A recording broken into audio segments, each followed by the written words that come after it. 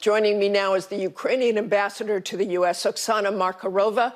Madam Ambassador, thank you for joining us this morning. And let's start where Tom Sufi-Burridge left off. President Zelensky has been asking for U.S. Patriot missile batteries. If he doesn't get them, what happens? We have been asking for all air defense, and we see what happens when we don't have enough air defense. For 299 days, not only there is a full-fledged war and atrocities, but during the last 2 months, and you've seen it also personally, there is a massive attack on civilian infrastructure. 50% of the energy is destroyed, of the energy grid. We have to stop it, and the only way to do it is with increased number of air defense everywhere in Ukraine. And these increased air defenses, if the Patriot missiles defense system goes in particular, the Russians have warned of unpredictable consequences, said they'll target the missile batteries. What do you think Putin means by unpredictable consequences, and does that concern you? This is very cynical of them. I mean, they have attacked a peaceful country. They are doing all atrocities and all war crimes in Ukraine, and they're trying to scare someone that we cannot even defend ourselves. I mean, I think it's the moment when we stop listening and analyzing what he says and focus on A, winning, and B, taking him into accountability and actually working on a tribunal and all the criminal cases that we already have against not only all the Russians that are on the ground in Ukraine doing the war crimes, but everyone starting from Putin and in the leadership who's responsible for it. The Ukrainians, and when I was there, I saw many successes the Ukrainians are having, but the Russians are pushing back. This is a long, long way from over. Are you concerned about a new winter offensive or a new big offensive next year, which we've heard about, possibly? Of course, we have to be prepared for everything, and we just have to push back and liberate more. As you said, we have already a number of victories on the battlefield. That's why they have resorted to this terror.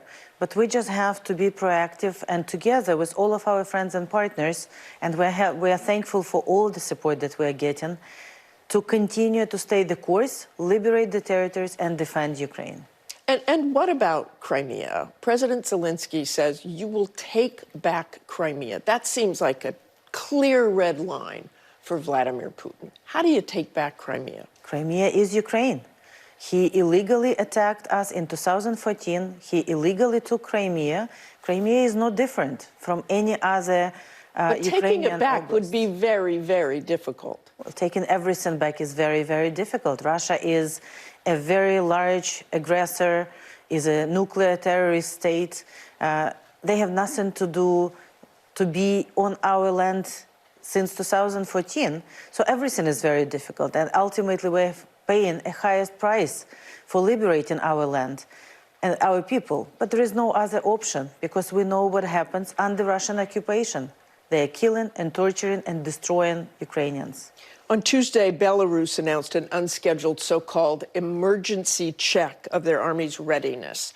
What does that really mean? Are you concerned that there might be a buildup that they might join the war up on the border?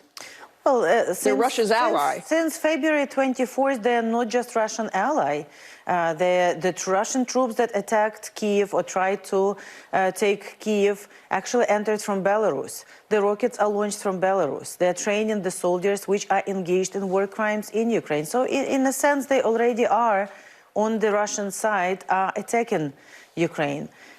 We have been warning, and I know the people in Belarus do not want to be part of this war. So, you know, we are concerned. That's why you see us preparing to defend Ukraine everywhere. That's why our readiness is pretty high, not only on the east and south, but everywhere in Ukraine.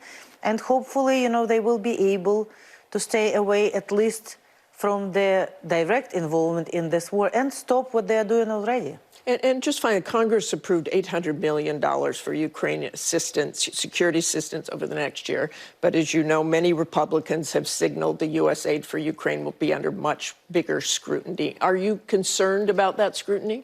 No, we actually welcome all the transparency and accountability, and we're working with Congress on a very strong bipartisan basis, not only about reports of what we already have received. And there is a number of systems already in place, the NATO system on the security assistance, but also the full reporting on the budget support. So we look forward to continuing doing that, and actually we really count on Congress' continued support, especially for 2023. Thank you so much for joining us this morning, Madam Ambassador. It's good to see you.